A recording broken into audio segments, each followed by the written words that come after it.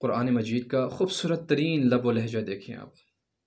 ہمیں کیا پتہ، جس قرآن کو ہم نے کبھی پڑھا نہیں ہے، کبھی سمجھنے کی کوشش ہی نہیں کی ہے، تو اس کی لذت کا ہمیں کیسے پتہ چلے گا؟ جس کھانے کو آپ نے کبھی کھایا نہیں، اس کے لذت کے مطابق آپ کچھ کہہ سکتے ہیں؟ نہیں۔ جس جنت کو ہم نے کبھی دیکھی نہیں ہے، جس جہنم کو ہم نے کبھی دیکھا نہیں، اس کے بارے میں ہم کیا کہہ سکتے ہیں ابھی؟ اللہ نے فرمایا ہے کہ ان عذابی لشدید، میرا عذاب بہت سخت ہے۔ اور جو جنت کی نعمتوں کے بارے میں کہا ہے کہ بہت زیادہ نعمتیں، ایسی نعمتیں ہیں کہ جس نعمتوں کے متعلق ہم سوچ بھی نہیں سکتے۔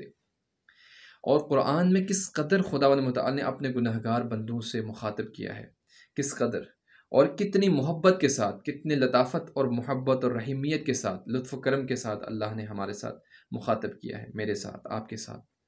لیکن ہم نے کبھی بھی اس قرآن کو سمجھنے کے لیے نہیں پڑھا۔ اگر پڑھا ہے تو اس کو ہم نے ثواب کے لیے پڑھا، اگر پڑھا ہے تو کسی کی موت ہونے کی وجہ سے اس کے گھر پر جا کر میت کو بخشوانے کے لیے پڑھا ہے، لیکن کبھی اپنے مردہ دل کو زندہ کرنے کے لیے نہیں پڑھا اس قرآن کو۔ اب دیکھیے کہ اتنے گنہگار ہونے کے باوجود اللہ بار بار ہمیں امید دلاتے ہیں، ہمیں رجا اور امید اس قرآن کے ذریعے۔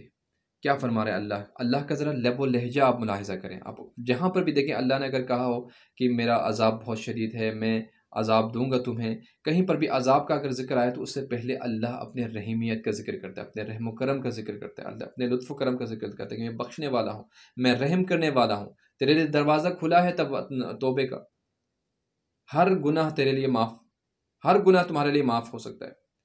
اپنے نبی سے کس طرح سے کس لہجے میں، کس نرم مزاجی کے ساتھ اور کس لطافت کے ساتھ بات کرتا ہے خداوند تعالیٰ۔ قل یا عبادی الذین اسرفوا علی انفسہم، اے میرے نبی کہہ دو میرے ان بندوں سے۔ اللہ اکبر، کیا فرما رہا ہے اللہ یہ نہیں فرما رہا، ذرا تھوڑی دیر کے لیے اس بات کو توجہ سے سنیے گا کہ خدا کا لب و لہجہ کیا ہے۔ اللہ اپنے نبی سے یہ نہیں فرما رہا، رسول اللہ سے، کہ اے رسول، اے میرے رسول، جا کر ان بدبختوں سے کہو۔ یہ نہیں فرما رہا کہ جا کر ان گنہگاروں سے کہو، یہ نہیں فرمایا کہ جا کر ان خطا کاروں سے کہو، یہ نہیں فرمایا کہ جا کر ان گناہ پر گناہ کرنے والے میرے نافرمان بدبخت لوگوں سے کہو۔ کبھی نہیں کہا خداوند تعالیٰ نے۔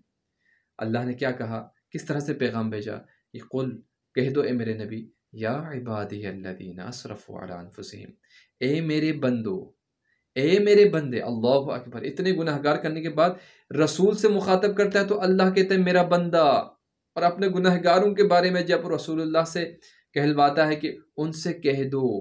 اللہ اکبر، کس قدر ہمارا پردہ رکھا ہے رسول اللہ کے ساتھ بھی اللہ نے، ہماری عزت نفس کو کس قدر برقرار رکھا ہے، اور عزت نفس کو برقرار رکھنے کے لیے کیا خوبصورت انداز اپنایا ہے اپنے گنہگار بندوں کو بلانے کے لیے۔ یہ نہیں کہا کہ گنہگار، خطا کار، نافرمان، کبھی بھی کوئی ایک لفظ استعمال نہیں کیا، بلکہ فرماتا یا عبادی الذین، اے میرے بندے، الذین، وہ لوگ کہ اسرفوا علی انفسہم، جنہوں نے اپنے نفس پر ظلم کیا، اپنے نفس پر اسراف کیا، اپنے نفس میں ظلم کیا، گنہگار ٹھہرے اور گناہ کیا، نافرمانی کی انہوں نے، ان سے کہہ دو، جا کر یہ پیغام دے دو کہ لا تقنطوا من رحمت اللہ۔ اللہ اکبر، اللہ کے رحمت سے مایوس نہ ہو۔ اللہ اکبر، اللہ کی رحمت ہر چیز کو اپنے اندر لیے ہوئے۔ مولا علی مرتضیٰ فرماتے ہیں کہ اللہم انی اسألک برحمتک التی وسعت کل شیء، اے اللہ، میں سوال کرتا ہوں تیری اس رحمت کا جس نے ہر چیز کو اپنے اندر گھیرے ہوئے ہیں۔ رسول خدا کے بارگاہ میں ایک بندہ آتا ہے کہ پروردگار کی اپنے رسول اللہ کی بارگاہ میں آ کر کہتا ہے کہ یا رسول خدا، میرا اتنا بڑا گناہ، یعنی میں نے اتنے بڑے گناہ انجام دیے ہیں کہ جس کے بعد میں یقین کر سکتا ہوں، یقین سے کہہ سکتا ہوں کہ میری معافی نہیں ہوگی۔ رسول اللہ خدا نے فرمایا اس کو کہ یہ تم غلط کہہ رہے۔ پھر اس کے بعد رسول اللہ نے ایک ایک کر کے فرمایا کہ کیا تمہارے گناہ زیادہ ہے کیا ریت کے ذرے؟ اس نے کہا کہ ریت کے ذرے سے زیادہ میرے گناہ۔ رسول اللہ صلی اللہ علیہ وسلم نے فرمایا کہ کیا تمہارا گناہ بڑا ہے یا یہ پہاڑ بڑا گناہ ہے، یعنی تمہارا گناہ بڑا ہے یا پہاڑ بڑا ہے؟ تو رسول اللہ سے فرمایا، انہوں نے کہا، ایک بندہ رسول اللہ صلی اللہ علیہ وسلم کی خدمت میں آتا ہے اور کہتا ہے کہ یا رسول خدا، میں نے ایسے ایسے گناہ انجام دیے ہیں کہ جو اتنے بڑے ہیں کہ جس کے بارے میں یہ سوچ سکتا ہوں، یقین سے کہہ سکتا ہوں کہ اللہ مجھے معاف نہیں کرے گا۔ رسول اللہ صلی اللہ علیہ وسلم نے اسے ڈانٹا اور غصے کی حالت میں پوچھا کہ تم ایسا کیسے کہہ سکتے ہو؟ کیا تمہارے گناہ جو ہے زیادہ ہے یا آسمان کے ستارے زیادہ ہے؟ میں مفہوم آپ تک عرض کر رہا ہوں، ہو سکتا ہے کہ یہ الفاظ نہ ہوں، میں مفہوم جو کچھ میں نے اس حدیث سے سمجھا تھا یا مجھے جو یاد ہے میں اس کا مفہوم بیان کر رہا ہوں۔ فرمایا کہ آسمان کے ستارے زیادہ ہے یا تمہارے گناہ زیادہ؟ اس نے کہا کہ آسمان کے ستارے جو ہے وہ میرے گناہوں سے کم ہے، میرے گناہ زیادہ ہے۔ ریگستان میں جو ریت موجود ہے اس کے ذرے زیادہ ہے یا تمہارے گناہ؟ اس نے کہا میرے گناہ زیادہ ہے۔ کہا کہ پانی سے زیادہ ہے؟ ہاں میرے۔ اچھا پہاڑ سے بھی اور درختوں کے پتوں سے؟ برابر ہر چیز۔ پھر اللہ کے نبی نے فرمایا کہ کیا تمہارے گناہ اللہ کے رحمت سے بھی بڑے؟ کہ جس کی رحمت نے ہر چیز کو اپنے اندر گھیرے میں۔ تو اس نے ایک دفعہ سر جھکایا اور کہا کہ اللہ کی رحمت میرے گناہوں سے کئی گنا زیادہ ہے۔ تو رسول اللہ نے فرمایا کہ کیوں نا امید ہوتے ہو؟ اللہ نے فرمایا ہے کہ لا تقنطوا من رحمت اللہ، اللہ کی رحمت سے مایوس نہ ہونا۔ اللہ کی رحمت سے مایوس ہونا ہی بہت بڑا گناہ کبیرہ ہے۔ اور اللہ کیا فرما رہا ہے اپنے نبی سے؟ قل یا عبادی الذین اسرفوا علی انفسہم، اے میرے نبی جا کر میرے بندوں سے کہہ دو جنہوں نے اپنے نفسوں پر ظلم کیا ہے، لا تقنطوا من رحمت اللہ، اللہ کی رحمت سے مایوس نہ ہو۔ اور اس کے بعد اللہ ہمارے شوق کو بڑھا رہے ہیں، کہے کہ نہیں، نہ صرف یہ کہو کہ مایوس نہ ہونا بلکہ انہیں یہ خوشخبری بھی دے دو، وہ گنہگار جو بندے ہیں انہیں یہ بھی خوشخبری دے دو کہ ان اللہ یغفر الذنوب جميعا۔ اللہ اکبر، کس قدر کریم ذات ہے، کس قدر رحیم ذات ہے۔ اس کو چھوڑ کر ہم دن رات شیطان کا کہنا مانتے ہیں، شیطان کے پیچھے دوڑ لگاتے ہیں، گویا اللہ ہے ہی نہیں۔ کہ قرآن میں ایک آیت ہے کہ جب کوئی برائی آ جاتی ہے یا جب ان پر کوئی برا وقت آ جاتا ہے تو یہ چیختے چلاتے مجھے بلاتے ہیں، مجھے یاد کرتے ہیں۔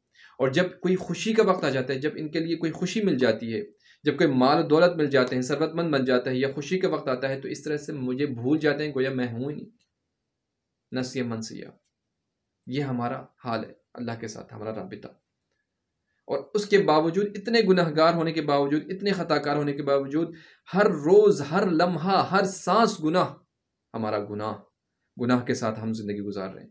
اس کے باوجود اللہ کیا فرماتے ہیں اپنے نبی سے کہ اے میرے نبی ان کو بلائیں، ان کو تنہا نہ چھوڑیں، ان کو کہہ دو، ان سے کہہ دو کہ وہ اللہ کی رحمت سے نا امید نہ ہو، اور ان سے یہ بھی کہو کہ اللہ بہت مغفرت کرنے والا ہے، الذنوب جمیعا، تمام گناہوں کو معاف کرنے والا ہے۔ اس کے بعد پھر اپنے اس صفت کو، غفور و رحیم ہونے کی صفت کو بیان کرتے کہ وہ هو الغفور الرحیم۔ ان سے کہہ دو کہ وہ غفور بھی ہیں اور رحیم بھی ہے۔ اللہ اکبر، وہ مغفرت بھی کرے گا، وہ رحم بھی کرے گا۔